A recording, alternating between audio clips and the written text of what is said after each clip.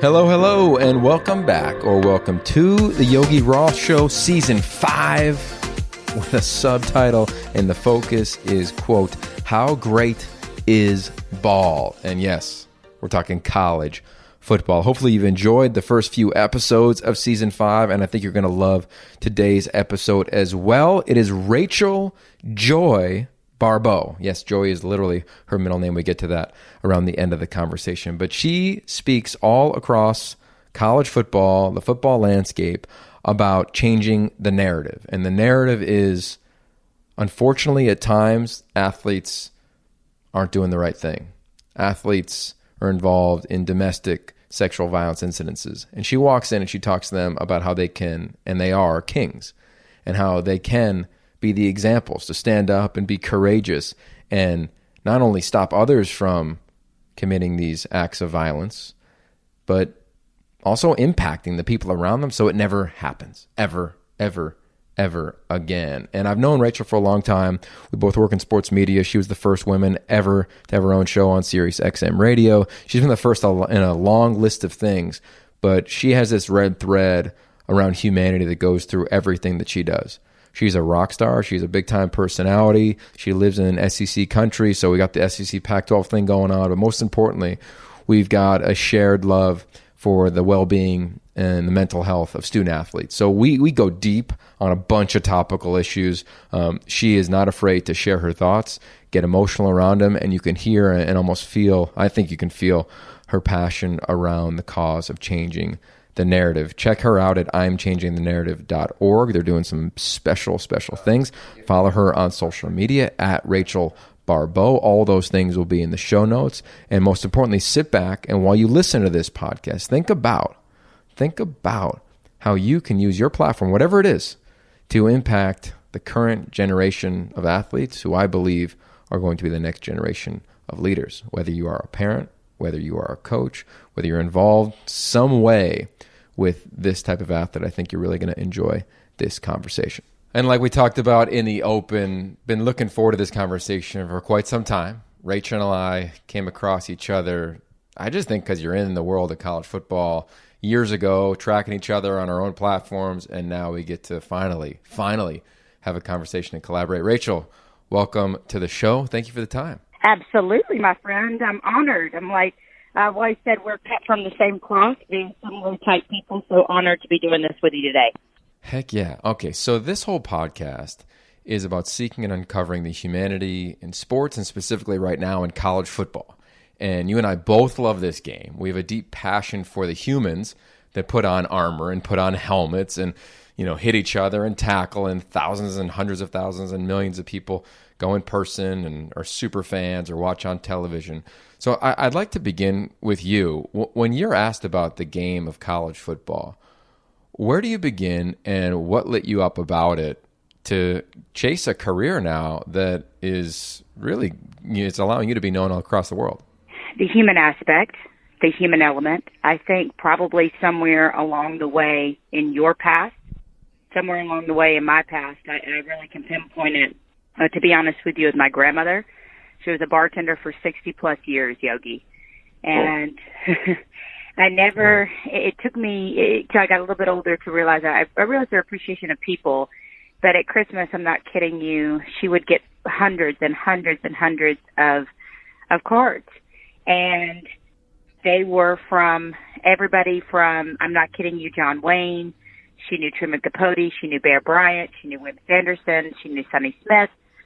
She knew the famous people down to ladies of the night and military folks that were deployed across, overseas. And for her, she always told me everybody matters. It's like If from Rudyard Kipling. Everybody matters, and they matter the same. Doesn't matter their statue or their stature, their money, or what they do. And I think that trickled down to me, just a love of people. My mom loved people. She just passed on May 1st. And so, for me, it's always been about people. And I know you feel the same way. People are my currency. And so for me, it was always, yes, I love the game and the X's and the O's. And I love the line of scrimmage play. And I love the skill play. And I love the chess match of football. I love all those things. But what I love even more is the coach off the field, how he got there. I love the story of the player who persevered. I love the story of the player who overcame. I love the story of the player who overcame whatever it may be, a learning disability or an injury or, a bad background, any of those things. And I've always said everybody has a story. Some people just need a little help telling it. And I think that's where my role has come in over the years as a sportscaster, to be a great storyteller. Okay, there's a lot to unpack there. Number one, your grandmother seems completely incredible. I would have loved to have kicked it with her. Of course, condolences and apologies and much love to you and your family around your mom. Can't imagine that.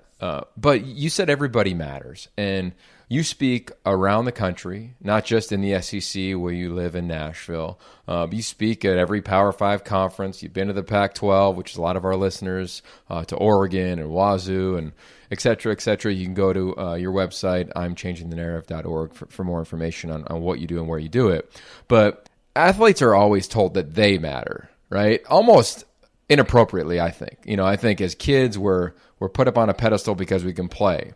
And then we live on that pedestal, right? And as you get into college, that pedestal gives you a lot of freedoms, whether it's get to sign up for your classes first, you never do your laundry, you have a scholarship, you have free meals. I mean, things are great. And what I think you talk about a lot, and what the general public sometimes fails to recognize unless it's dramatically in the public, is that athletes go down this road where they feel like they don't matter anymore because they're not playing, because their reality doesn't mirror what their family or their supporters think about them. And I think there's a major clash there. I'm curious your thoughts on that, because of course everybody matters, but in the world of sports, like too much too soon, I think happens all across college football, and you see it on the back end. But do you think we should adjust the hype and attention on the front end with these kids? Listen, I think it's all about what matters. I think the message is what matters, okay? And what I know, and I knew before I started this work with changing the narrative, but what I know for sure now is that, and I know it because young men stand in front of me, and young women too, young queens, but particularly young men, and they'll stand there with tears, right on the edge of their eyes, and they'll say, I can see this young man to this day, Miss Rachel, thank you for reminding me I have worth outside of football. Because where I come from, I was only told I was good for what I can do on a football field. And Yogi, what a travesty that is. That's an absolute travesty. And I do believe, and I've said this, it is why we have a crisis of manhood coming out of high school, coming out of college, and then coming out, if you're lucky enough to get into the professional ranks, because these young men, their whole identity is wrapped around athletics. And then when athletics is done with them, usually before they want it to be done with them, then they look around and they're like, I don't know who the hell I am without sports. I have absolutely no idea. And so my invitation is really to start to think about who they are outside of being an athlete. So we've had some of your friends and people doing great work in college football that are female. We've had Alexis Jones on this podcast in season 1. Last season, we had Brenda Tracy come on. I always want to ask, like, what's the origin story? Like outside of, maybe growing up loving sports, and I don't even know if that's true or not, but why are you doing the work that you're doing? Ooh, that's a really good question. I've been a sportscaster. I never set out to break any barriers. I never set out to be the first in anything. I was really just trying to not eat ramen noodles and try to have a roof over my head. I mean, the people that get into this industry thinking that you're going to be famous and you're going to make a ton of money and all of those things, the people that get into these things, they're really somewhat misguided. So I never really set out to do all these, have these first in my career. But beyond that, I know in my soul that there is more to life than having a job. There's more to life than having a career. There's more to life than it being all about you. And I've always known that. I've always served in one capacity or another, but I had this sneaking suspicion and this kind of, striking of my soul, if you will, that there was going to be more, that there was going to be some legacy, that there was going to be some mission, there was going to be something. And I always knew it, but I didn't know what it was, Yogi. And in the summer of 2016, it was really a dark, dark summer. I mean, that was Baylor. We're coming off the heels of Penn State. There was guys at, campuses across the country, domestic violence, sexual violence, guys getting in trouble. And there was a case in Mississippi State with Jeffrey Simmons, and, Dan Mullen suspended him for a game. And let me say this, Jeffrey Simmons has dedicated his life since then and has, kept his nose clean and is, by all accounts, a fine young man and doing wonderful things. But he was on camera striking a woman. Okay? I don't care the backstory. I did not advocate for the young man to lose his playing career, but I did advocate for half a season. And because of that, a lot of Mississippi State fans didn't like me, and that's okay. But I remember leaving the grocery store that day when that news came down, and a memory came searing back to me. And it was one that I had put away, that I had put a nice bow on it. I had forgiven the person that perpetrated the crime against me, and I had moved on. But I remembered that day like a searing hot poker in my gut, the night that I was dragged from one end of the house to the other by my hair because I refused to sleep with my boyfriend and sleep in the same bed with him. He had taken steroids to try to get an unfair advantage. He was an athlete, and I'm ambiguous about the time in my life that it was, because it's not about pointing a finger at him per se and outing him, but it's about growth from a really painful point. But I had chunks of hair missing out of my head, Yogi. I had carpet burn all over my body. And there were, in fact, 3 other couples in the house that night. And only one man, and I don't even know what to call him a man, came to the door. And my boyfriend told him to shut the F up. And he closed the door and went back to bed. And no one helped me, Yogi. And I think that was the biggest betrayal that night. And so when I heard the case of Jeffrey Simmons, for whatever reason, it just brought it all back. And I thought, I'm going to talk about it. And I remember calling my parents, and I had to square up to them because I never told them about what happened. I wore a sweatshirt home.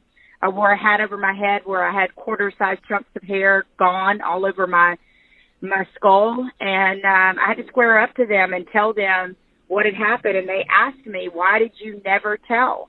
And I said I was ashamed. I was ashamed of what had happened, and they cried and I cried, and they said, "Are you sure you want to do this?" And I said, "I am sure." And I penned an article in the summer of 2016. I was writing for a site called Gridiron Now that was called "College Football is Breaking My Heart," and it went viral. And from right around that time, in sharing that pain, I thought, what if I created this curriculum called Changing the Narrative, where we talked about, what is your purpose beyond football? What if you never were a football player? You just started in football. What makes your heart beat faster? What were you born for? Because it is not football. There's something more for you. And those two things were married in that moment, and I never thought it would go where it's gone. I'm about to cry, but now we're like 35 schools later, 50 stops, going back on the road in August to another 7-10 schools, partnering with the Pro Football Hall of Fame. I mean, just humongous things happening, even spawned an online program for high school kings to stave off some of these problems, Yogi, before they get to college. But that's the genesis. The genesis is I was the victim. The genesis is I was the one who was terrified and beaten black and blue. And I've been there, and I want to prevent another victim, but I also want to, beyond domestic violence, I want a young man to grow to everything that he is meant to be. And that is why I'm intentional about calling them kings, because I truly believe you call somebody by who they were created to be, what they were created to be, and you watch them rise up to it. And there's nothing, my friend, more beautiful than watching a man's soul rise up to everything that he was created to be. Wow. I don't even know what. First, thank you for sharing that. This conversation is straight power, and I apologize for interrupting it, but I wanted to pause for a minute. We're about 13, 14 minutes in, and think about how this is sitting with you, what she's describing, what she's gone through, what Rachel is doing to hopefully, I believe she's doing it, but to not only impact this generation of student athlete, but the next generation of leaders. She's so big time. I've so enjoyed this conversation. I wanted to pause because this conversation is made possible because of my partner. And if you've been around me, follow me on social media, you know that I love coffee, and specifically Kona Red coffee. And I partner with them in a big way. And you can partner with them too. Go to KonaRed.com. If you want some of this coffee, and they have it all, like literally they have premium coffee beans, cold brew coffee, Hawaiian Cascara juice. They have these little cans that my family loves. Use the code YOGI20, YOGI20, YOGI, and then the numbers 20, get 20% off any coffee you order at KonaRed.com. Now, if you don't know anything about KonaRed.com, you don't want to read the website, just take it from me. This coffee's awesome. They source some of the rarest, most sought-after coffee on planet Earth. It's grown in Hawaii. They thrive. These coffee beans thrive in the nutrient-rich soil in Hawaii. If you've ever been to Hawaii, you know what I'm talking about. And I think the thing I love the most is that every coffee cherry is hand-picked. And it's got great intention within that company, this podcast. We hope to have great intention. Of course, our guest today, Rachel Joy Baribeau, she's got great intention as well. So check them out, KonaRed.com. Use code YOGI20, get yourself 20% off, and have a cup of coffee on us.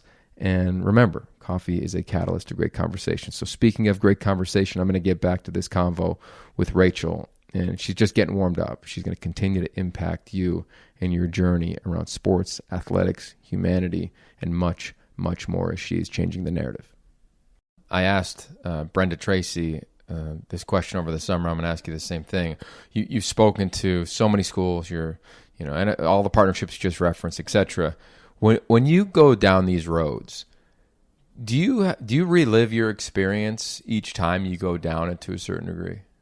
Yeah, for me, there's so much healing like that happens in that room, and I've recently got to meet Brenda for the first time. We've been Twitter friends and Twitter allies, and it's funny, some people we have very different stories, but we want the same thing. We want better and well-adjusted young men, no more victims. We want happy young men that are contributing, and it's interesting. Before I answer that question, over the years, people sometimes would say, try to pit us against each other. We would laugh, behind the scenes and say, we got each other's back, just feeling each other and walking through, things with each other and understanding each other and standing shoulder to shoulder. And so I just have this beautiful friendship with her that's now culminated in actually meeting her. But for me, there is a purpose. So here's the deal. When I go in, it's purpose, passion, platform. For a man, how do we view women? How do we treat women? Interpersonal relationships, and now mental health, because it's such a big part of what's going on out there with our young men and young women.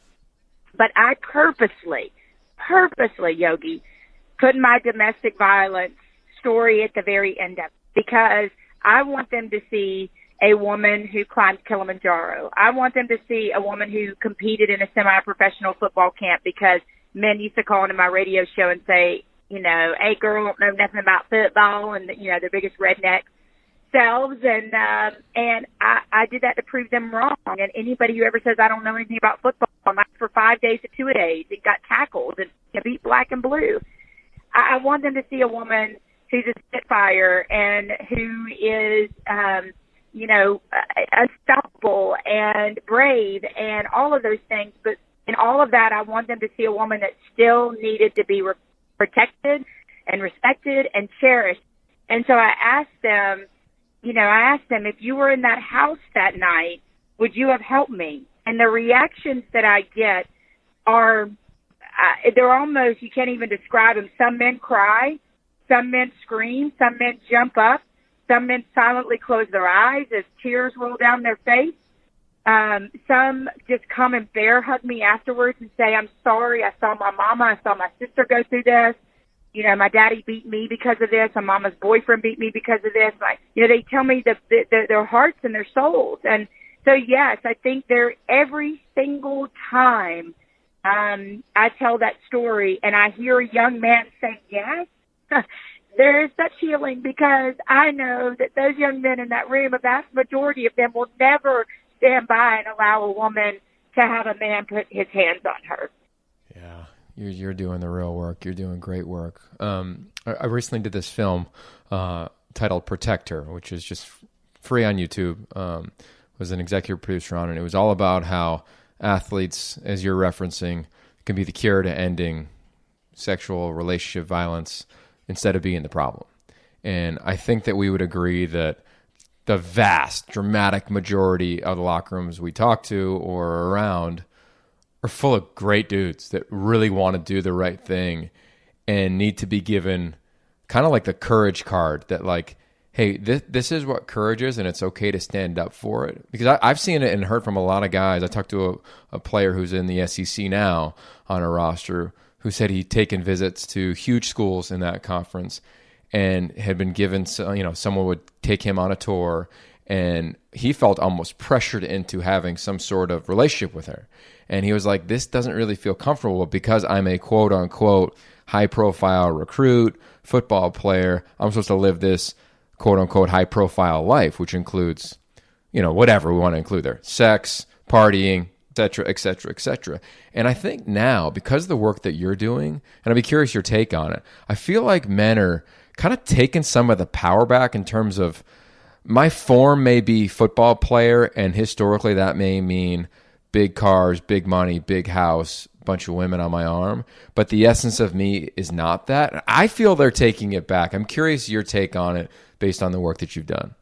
Yeah, that's why I'm really particular, Yogi, in calling them kings. And I say to them, baby, you are not created to play football.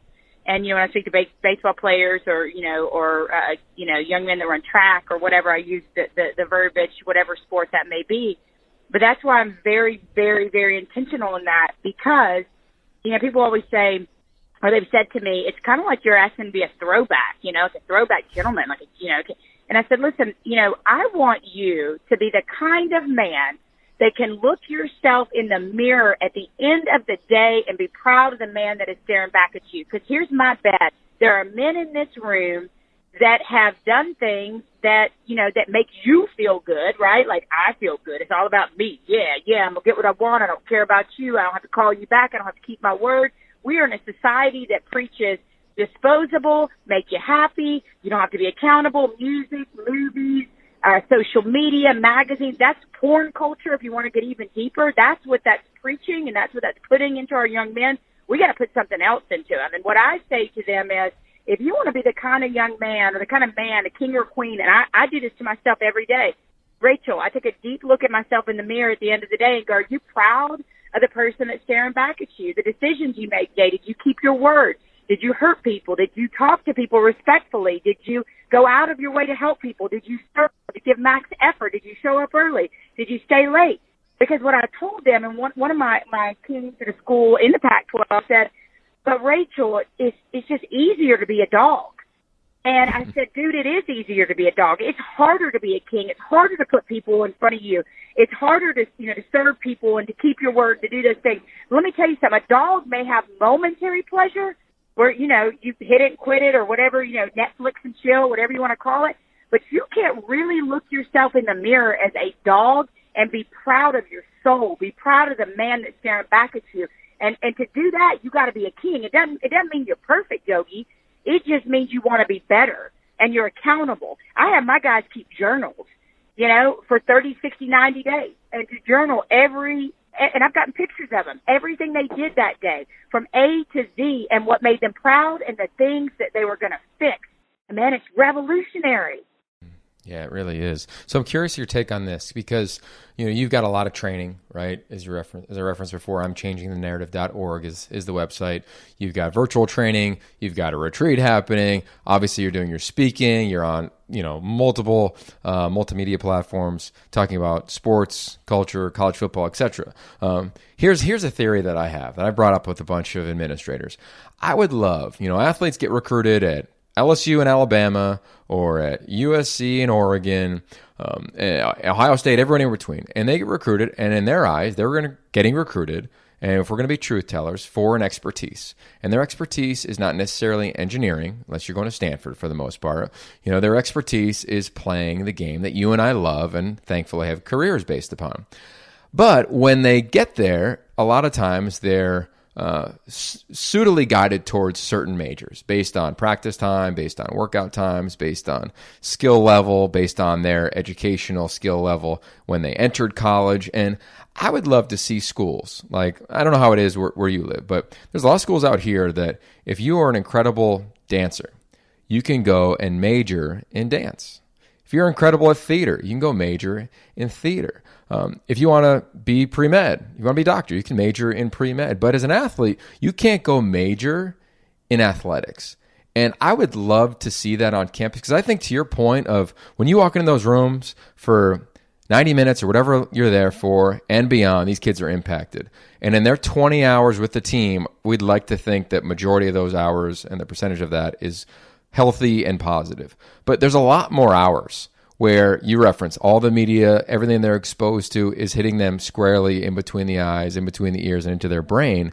I would love if academically they were like, all right, I'm actually going to enjoy going to class now, because yes, it's a finance course, but it's finance in how do I buy a team? How do I deal with my contract? It's not just old school communication and rhetoric, but it's communication and media and my platform. It's not just sociology, it's branding and getting to know people and brands that align. And up and down the academic coursework, I think that eventually, if we polled it 5-10 years later, I think it would make a more healthy and well-rounded student athlete, so they don't fall off the deep end when somebody says, give me your jersey, you're done. Because that's naturally going to happen. We all fall. I just think that it might be able to limit the pain when they do kind of drop right into a cement ground that isn't going to give very much. What do the administrators tell you? Because I'm so curious about this. I think this is like real world practicality. What do the administrators tell you is the speed bump in making this happen? Well, number one, it's school to school, right? Like, I wish we could just make it conference by conference. I still wish there's a commissioner of college football. Like, I think that would be the greatest thing of all time. Somebody that can kind of work bipartisan within, whether even if you just start with the Power Fives and the academic institutions to make it a healthier environment. And some are extremely healthy. Like, I think what schools are doing, they're doing the best that they can, obviously. Nobody wants kids to come in and walk out and just make it a step along the way. Like, they want them to be a part of that institution and feel everything that alumni base education can give them, but it's not doing it.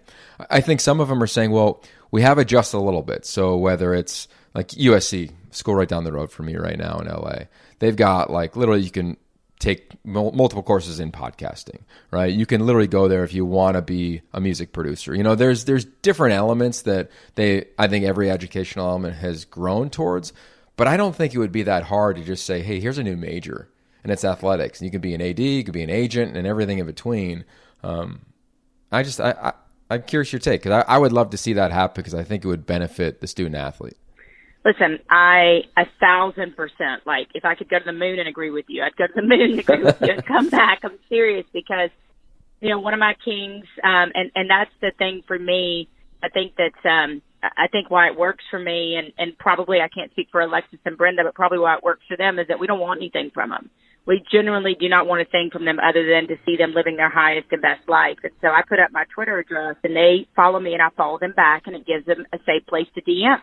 So there's, sometimes 20, 30, 40 that wait a long time to talk afterwards, but then some are not comfortable with that, and they want to DM and share their life. And one of my kings, he gets his degree. He's one of the leaders on the team. He graduates.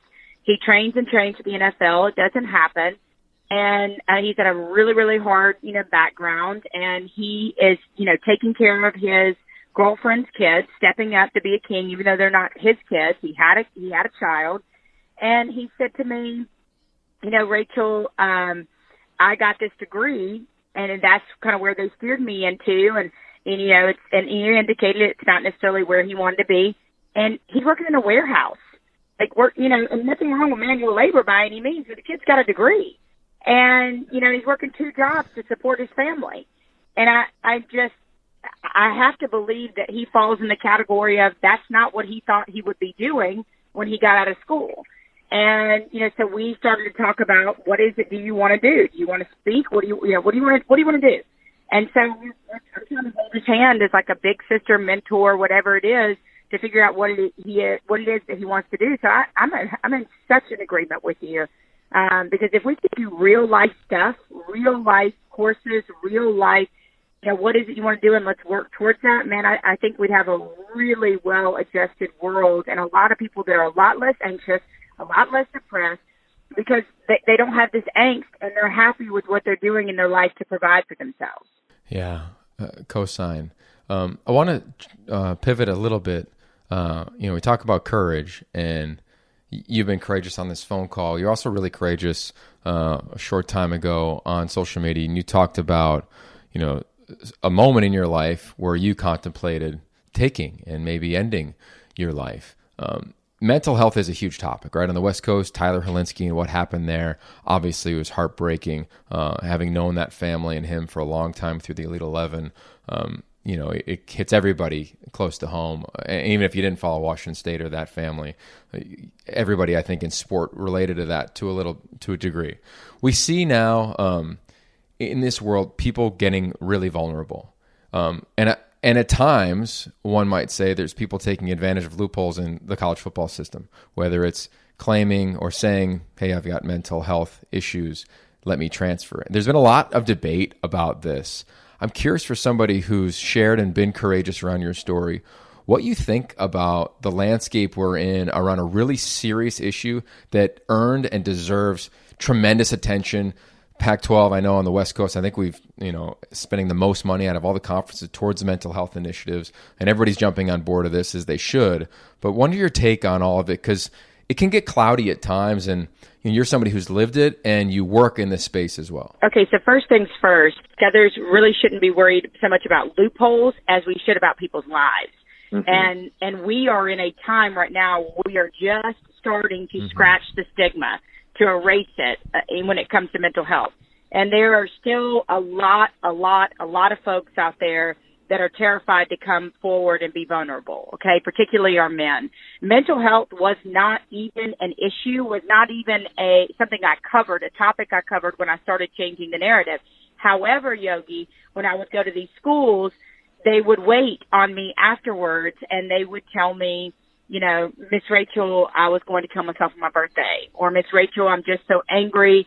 This person thinks that I am, troublemaker, but in reality, my mom was assaulted at the housing complex and no one helped her, and I'm just so angry and I'm just so mad. Thousands of stories like that. I've gotten 2 middle of the night phone calls where guys were contemplating suicide and were able to get in touch with their schools and get them to the resources and the help that they need. So first things first, I want to say, obviously we have to be aware of loopholes, but right now I'm most aware, and my agenda is absolutely about saving lives. And I did not know how sad and sick, and I don't mean sick in a negative way, I mean sick as in suffering, that our young men, particularly our young women, are. And I just had a great dialogue with Coach Harbaugh at Michigan. And, we were talking, he said, Rachel, we have 6 mental health, professionals on staff. And I said, Coach, I commend you for that. I think that's fantastic. But here's the reality. It's getting them there. It's getting them through the door. You can lead a horse to water, but you can't make it drink, Yogi. And for many of these young men, there is still the idea that there's something weak or vulnerable or not attractive. And what I told him is this. I said, I hear this on campuses on like every conference across the country, coast to coast, the same exact thing. I don't want to go get help. I know we have resources because I fear losing playing time, being seen as weak, or worse, losing my scholarship. And he sent me a message. He said, Rachel, I'm sure you're well aware that, you can't lose a scholarship based on mental health. I said, I understand that, Coach, but that's not the reality in a lot of people's heads. That might be an NCAA rule, right? But that's not the reality. There's a lot of difference in reality and rules.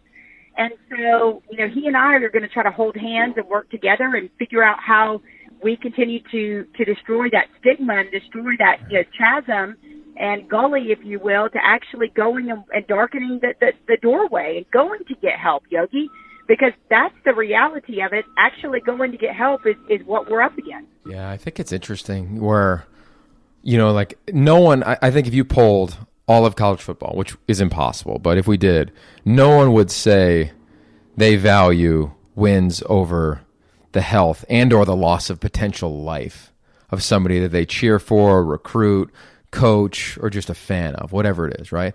But I wonder what you think around, there is this battle of my job at X institution where I'm probably the highest paid employee in the state is to win games versus develop young men. And I believe college is a safe place to like learn about yourself, athlete or not. Like you develop and you screw up and you land hopefully on your feet and you kind of learn just what life is about, suitably independent for the majority of people. That's a very general statement, but I think that's a fair general statement. And I wonder that battle that kids feel, athletes feel of like, my coach is just here to win. Like, even if he says he's here for me, like, if they don't win, he's fired. Because that's the reality that they see every December is the coach who loses gets fired versus the coach who develops great young men gets a new contract, even if they don't go to a bowl game.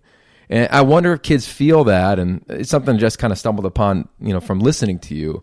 But if so, like, do you think that's accurate? And will you talk about that with kids of, hey, this is not just only the place to get you to the league. This is the place where you can develop as a man, and for the coaching staff to remind them of that versus, hey, get ready for today's game. Listen, let's be real. You're an athlete. Players know what coach actually really cares about them, and just cares what they can do for them on the football field. They know the difference.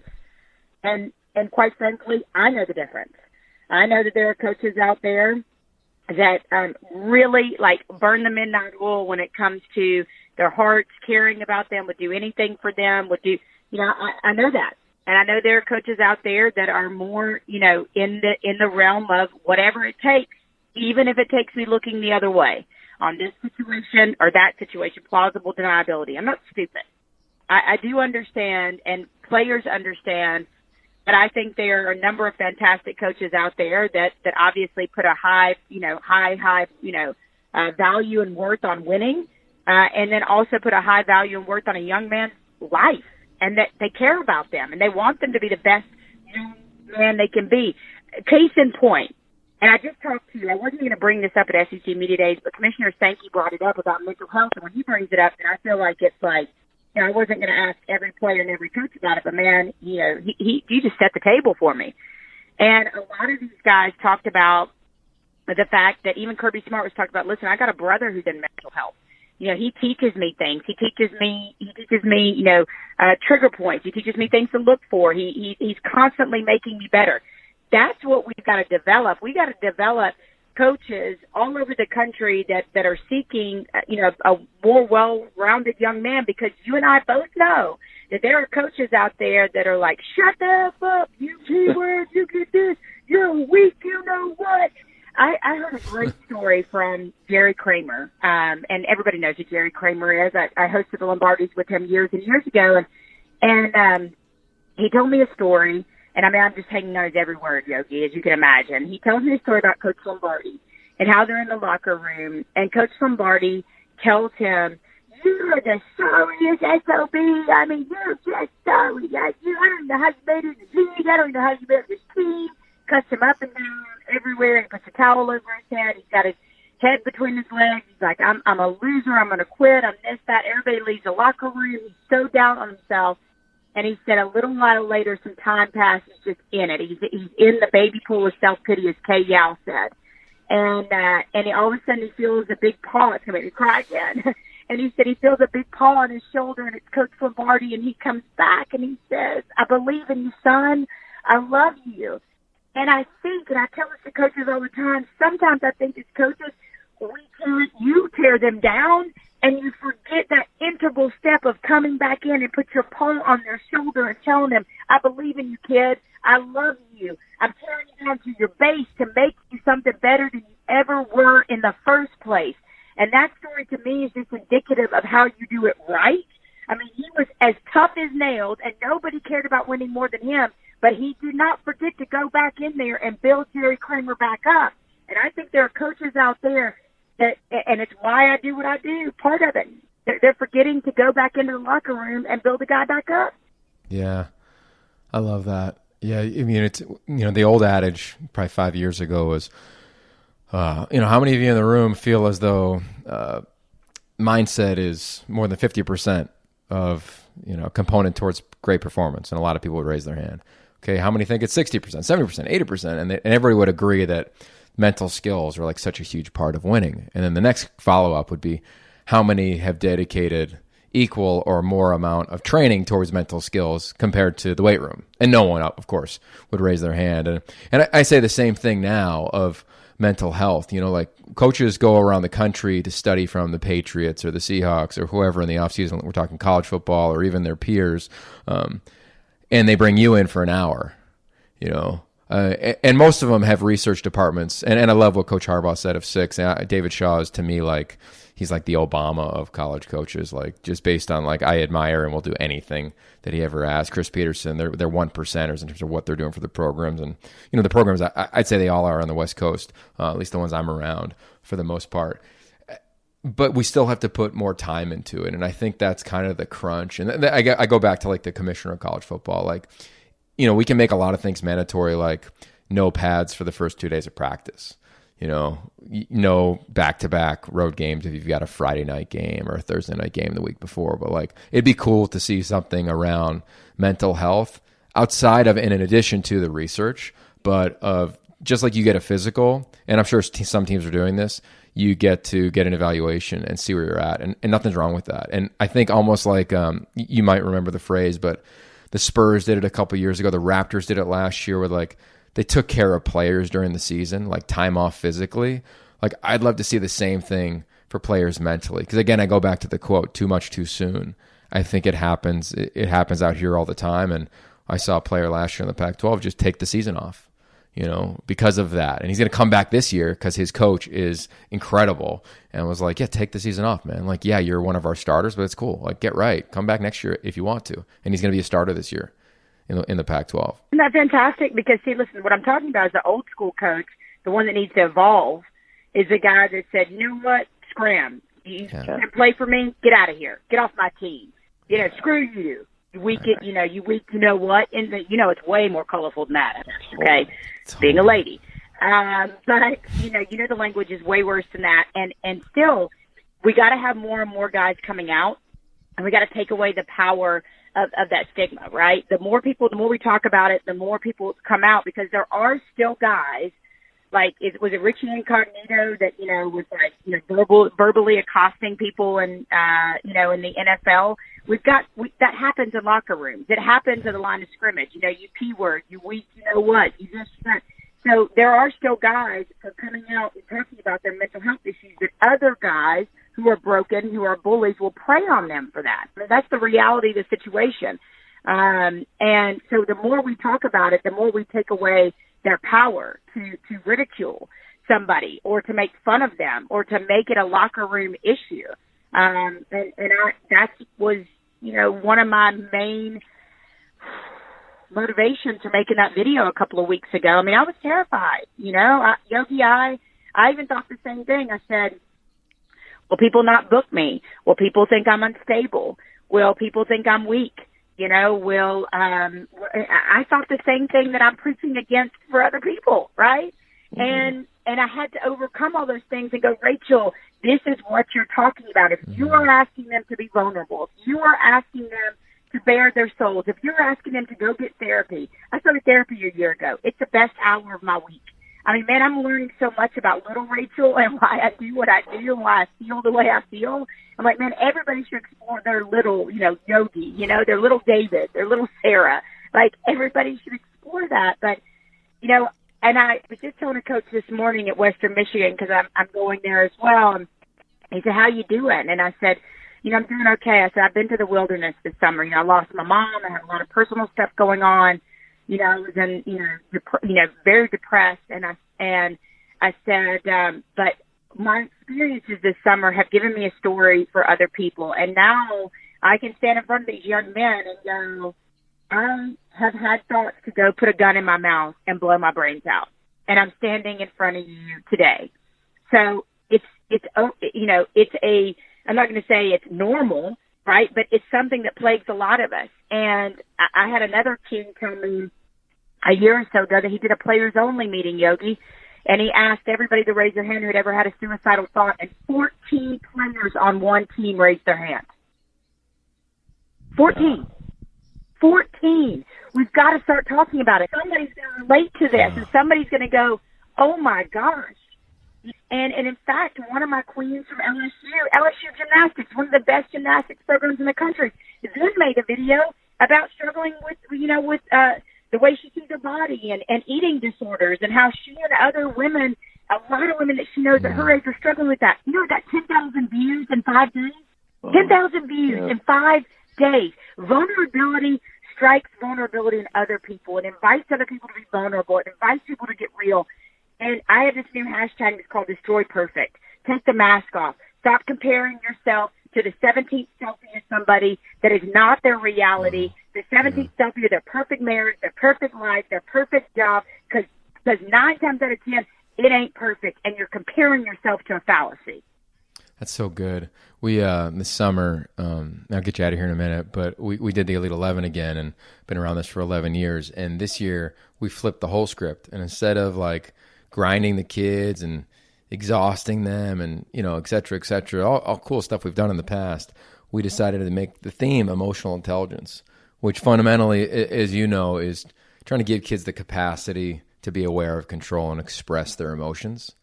And for 17-year-olds, it was awesome. So much so, we even had them vote who the Elite 11 were. We didn't vote on it. So they had to like be truth tellers with one another and just begin to have dialogue with their inner thoughts, even if it's I'm better than him or he's actually better than me. Hopefully it doesn't get to the conversation like you referenced in the 14 young men who raised their hand, but it might, and it may already for some of these guys. But okay, I say that on the heels of you. I would be remiss if I didn't ask you a football question before we let you go. You're in the SEC. I'm in the Pac-12. Both of us love college football. We don't live by these crazy borders and ridiculous assumptions. But a lot of people that we talk to and are around do, and I do believe that there is an East Coast bias naturally to whether it's time of game, et cetera, et cetera. What's your perception of West Coast football? And when you look at the heavy hitter programs you're around and the heavy hitter programs on this part of the country, I'm curious, like, what immediately flashes to your mind, when you think of that? I mean, I think about Washington football. I think about the brand that Mike Leach and what he's done with Washington State. I think about the toughness that Mario Cristobal is bringing to Oregon along the line of scrimmage. We knew he was going to do that, right, as an old line coach. I think about Utah. I think about that USC, as we mentioned and talked about, is not as far off as people think from returning to their glory days. I think the Pac-12 is obviously a glorious football conference, but I think you hit the nail on the head. There is an East Coast bias. And for the longest time, I remember being in the SEC before I went national, and it was like, this SEC fatigue, it's a real thing. I travel around the country, and people go, the SEC, they were just tired of it. And then along comes Clemson, right? Along comes FSU, and certainly the rise, like I said, of Washington and USC before that. And so I think that, certainly there have been some things that have been done maybe from an administrative level and from a conference level that have left people shaking their heads. And I think when you have situations that undermine the very officiating of a game, I think that also leaves people shaking their head. But you can't tell me the quality of football. Stanford? Are you kidding me? Like, you can't tell me the quality of football at those programs is any less than anywhere across the country. I think it's more of a perception deal. And I think that might be on more of an administrative level with some of these things that need to get tightened up. That's not a knock, so to speak. You just need to tighten things up, because you can't tell me that Stanford — I've been to Oregon, I've been to Washington State, we're working on some other Pac-12 schools, but you can't tell me that the quality of football, and even before doing changing the narrative, for all these years, you can't tell me the quality of football in the Pac-12 is less than around the country. I just think they need some things to go their way off the football field to put them back in the best light. Yeah, well said. I'm a big fan of, when I talk to kids, I was flying home from the opening, and a lot of, there's a couple kids that were leaving the West Coast, and they're committed to schools in the Midwest or in your part of the country. And I said, why? And they're like, well, I just got to take care of my family and get to the league. And I was like, that the SEC has 2 more teams. And the Big Ten has 2 more teams. And then, like, the NFL numbers aren't that more dramatic. And they were like, really? Oh, I didn't know that. I just feel like sometimes in recruiting, it's like, what are the 4 teams I've seen in the CFP, and that's kind of all that matters. So I think that's a reality right now in recruiting, but overall, I'm glad to hear and not surprised to hear your thoughts on all of us out here on the West Coast. It's beautiful football, that's for sure. And the other thing is I understand you would want to go, why players want to go to Clemson, why they want to go to Alabama. I understand that completely, right? But I also, as a recruit, would look at a place where I might get to play, and not be mired in the depth chart. I'm not saying that, any particular player, you're definitely going to be, third in line here or whatever it may be. But I would just I would invite, as I think you do, in working with these youngsters, to look at a myriad of factors. Your coach, really, what do you enjoy doing? Like we talked about that conversation with administrators. What do you really enjoy doing, right? When it comes to your career, I tell them all the time, baby, I don't want you to have a job. I want you to have something you're passionate about. I want you to have something that, if it's your passion project and your job and you marry it, if it's whatever it is, let's figure out what makes your heart beat faster and run towards it with everything you got. Let's light a fire in your soul. And so I would always encourage young people to look at, a ton of factors, not just who can get me to the league, because we know the numbers and we know the reality of it. And that's why I'm really excited. And I wanted, the other developmental league to survive, but I'm really excited about the XFL. The more we have developmental leagues, the more opportunities we have for guys that got injured, that might be one, millisecond too slow, that might be a millimeter too short. They have more opportunities, right? Maybe they didn't get enough tape, maybe they didn't get playing time, and they just need that opportunity to catch on. I mean, I used to cover the AFL, and there was a guy that, this first team I covered, it was AF2 at the time, and he was mired in the depth chart. He was quiet. They called him silent.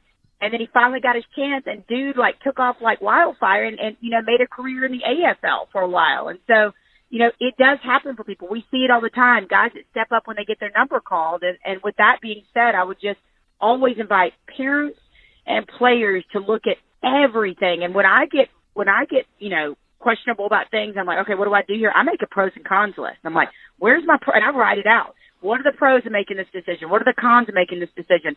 And if you do that with schools, I think you can't lose. Yeah, so well said. Okay, I have to ask this just because I've always been curious about this before we let you go. Joy, you go to your Twitter handle and it's Rachel Joy, capital letters. Is that part of your name? And if so, that's amazing. Did you add it to it? Is it just your favorite word? What is that? Okay, these are all kinds of happy tears. I've cried 3 times on your podcast today. It's actually my middle name, and my name, Rachel, means to break through, and so my name literally means to break through with joy, and just crazy. And my uncle named me that. I was adopted by my dad at 18 months old, my adopted father, and so Baribeau is French Cajun, and he had red hair and freckles, and, as I got older, he passed away in 2014, but as I got older, we'd go out together and people look at us like hubba, like he was my boyfriend. And, we both gagged because it was my dad. So I'm a big proponent of adoption. I have a beautiful story, crazy story, everything from adoption to climbing Kilimanjaro to, being a host on the CFP and playing football. And I'm actually leaving, pulling a yogi after football season. I'm going to Sicily for 6 weeks to write a book. Now we're talking. I knew we were aligned on many levels. Okay, so clearly we need to have part 2, maybe 3 and 4 this podcast. I'm gonna get you out of here. What's the best way for people to find you and connect with everything you're doing? Yeah, I think the first one is just Twitter, and drop me a message at Twitter or on Instagram. I'm changingthenarrative.org. That's IamChangingTheNarrative.org as well. I'm really big on this, and I see you doing this too. I think people forget sometimes that are in the public sphere. They forget it's called social media for a reason, and they put out a tweet, and then they're in an echo chamber, and they don't ever answer anybody. And I have made some of the greatest friends from social media. I've actually turned trolls into friends that were mean to me, and I retweeted them and said, "Oh, thanks for listening. I appreciate the kind words," when they were totally dogging me, And they were like, "What?" I could just see them on the other end, I was just mean to her, and she just retweeted and said, "Thank you," So I'm very social on social media, and so follow me. And if you want to get involved in the on-demand training for high schools, or you want to get involved as an ambassador for changing the narrative, you want to volunteer, I mean, whatever it may be, bring, come speak to your corporation, your church, your school, whatever it is. I really believe in this message, and I believe that, and I know in the life change has happened, Yogi. I mean, we're talking about, young women forgiving perpetrators and forgiving themselves and the infliction that they put on themselves that they shouldn't have, right? We're talking about young men forgiving deadbeat dads. We're talking about young men saying, I have an unborn child and I'm not a king. Help me be a king. I mean, just crazy, beautiful stories. I had a young man, I'll leave you with this, reach out to me privately and tell me that he was really ashamed with the way that he was talking to his girlfriend, and that he was scared that he might cross a line. He did not have tools in his toolbox, Yogi, to be able to deal with the anger that he felt. And he asked me for help, and he said, maybe I need counseling.